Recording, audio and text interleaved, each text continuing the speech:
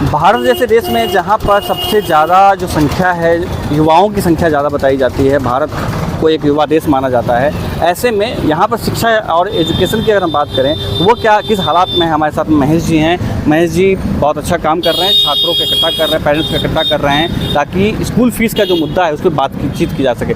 क्या अभी परेशानी हो रही है, किस तरीके से स्कूल आप लोगों की फ़ीस जो है वो बढ़ाए जा रहे हैं? एक्चुअली ये अब दिल्ली में अगर हम बात करें तो सारे स्कूलों की हालात यही है, लेकिन सबसे ज़्यादा जो परेशान कर रखा है डीपीएस सोसाइटी के स्कूल, सारे सोसाइटी के, चाहे वो डीपीएस द्वारका हो, वसंत कुंज हो, रोहिणी हो, आरकेपुरम हो, मथुरा रोड हो, सब ने परेशान कर रखा है। और इन्होंने तो हदें पार कर रखी हैं, डीपीएस स्कूलों ने तो हदें पार कर रखी हैं। बच्चों को मानसिक प्रताड़ित कर रहे हैं, उत्पीड़न दे रहे हैं, अमानवीय व्यवहार कर रहे हैं। हम शासन प्रशासन से सिर्फ ये चाहते हैं, आप हमको बोल दीजिए कि हमको संवैधानिक फ़ीस देनी है या गैर संवैधानिक फ़ीस देनी है, हम दे देंगे। अगर नहीं दे सकेंगे हम अपने बच्चे को निकाल देंगे, लेकिन हम कानूनों का पालन कर रहे हैं। आपने नियम बनाए हैं, क्या वो नियम सिर्फ हमारे लिए हैं, आम आदमी के लिए हैं, इन जैसे लोगों के लिए नहीं है, इतनी बड़ी लोगों के लिए नहीं है, सोसाइटी के लिए?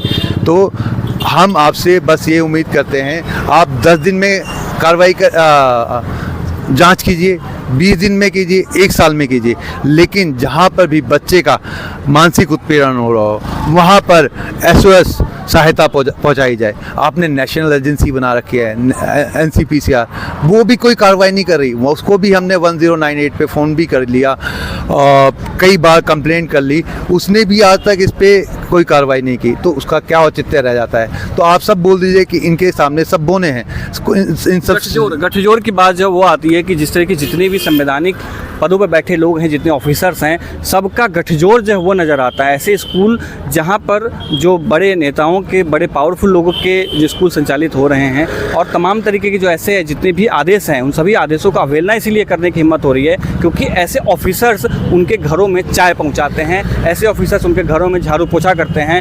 रोज़ का आना जाना ऐसे लोगों का है जिस वजह से बात उनकी नहीं मानी जा रही। ये सही कहा मैंने? आपने बिल्कुल सही कहा। और उस पर एक और चीज़ आपको बताता हूँ, जब इस सत्र में इन्होंने एडमिशन चालू किया तो इन्होंने हर पेरेंट से 6 महीने का एडवांस मांगा।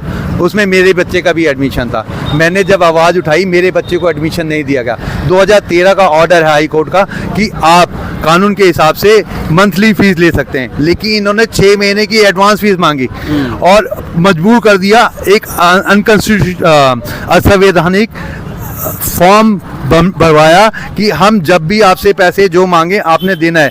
इसकी कंप्लेंट मैंने NCPCR, CM, एजुकेशन मिनिस्टर सबको दे दी, लेकिन सब ठंडे बस्ते पे पड़ा हुआ है। तो इस बात से बिल्कुल नहीं नकारा जा सकता। शासन